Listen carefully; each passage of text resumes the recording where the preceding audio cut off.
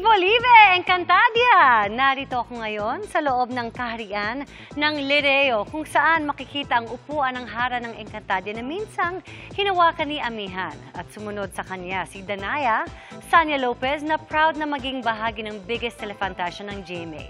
6 na araw na lang, masisilayan na raw ng Encantadix ang level up na production, wardrobe at CGI effects sa Encantadia Chronicles Sangre. Makichika kay Nelson Canlas. Maraming salamat po kasi kung hindi dahil sa Encantadia, baka wala po ako dito. Pero yan na kasi passion niya. Nagawa pang magbiro sa gitna ng pagiging emosyonal ni Sanya Lopez sa Grand Media Con ng Encantadia Chronicles Sangre nitong linggo. Punura ng pasasalamat si Sanya na naging bahagi siya ng biggest telefantasya at gagampanan ang iconic role ni Danaya, ang tagapangalaga ng brilyante ng lupa. Ngayong ipapasa na niya ang pangangalaga nito sa anak na si Tera. Mensahe ni Sanya kay Bianca Umali, Kelvin Miranda, Angel Guardian, at Peita Silva, ang New Gen Sangre. Dahil nasa inyo na ang mga brilyante, kayo naman magpatuloy na magbigay ng inspirasyon sa mga kabataan at sa iba pang mga kababayan. Ivo Live, Encantadia! Excited na raw si Sanya para sa Encantadix dahil simula sa Lunes, June 16, pina-level up na production, wardrobe at CGI effects ang mapapanood. Nakakatindig balahibo.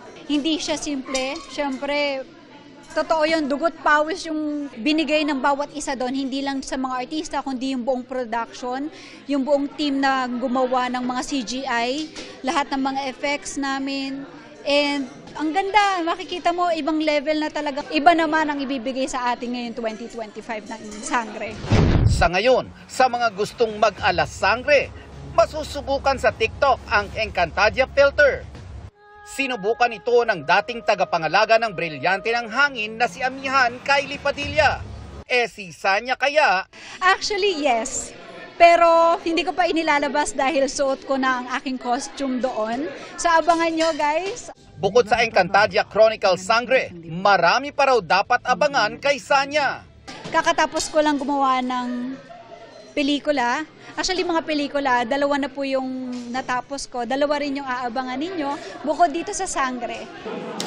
Hindi rin daw niya malilimutan ang mag-give back sa kanyang fans, ang Sanya Warriors. Maraming salamat dahil 9 na taon na tayo. Kasi before din, nagawa na namin yung shooting naman. Shooting naman sa amin, as in gun. And then this time, sabi ko archery, since malapit na ulit ang Encantadia, makikita natin dito na meron ng gumagamit ng archery, which is played by Dea, si Angel Guardian. So, ako naman, sabi ko, why introduce natin yung archery sa mga Sanya Warriors din? Kasi it's fun din naman activities. And baka maging hobby din nila. Pero kahit busy sa kanyang career, may time ba ang ating hot Maria Clara to look for Crisostomo Ibarra? Lalo trending muli ngayon ang kanta ni Sanya na nirelease noong pang 2022.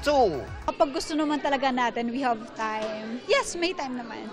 Nelson Canlas, updated sa Showbiz Happenings.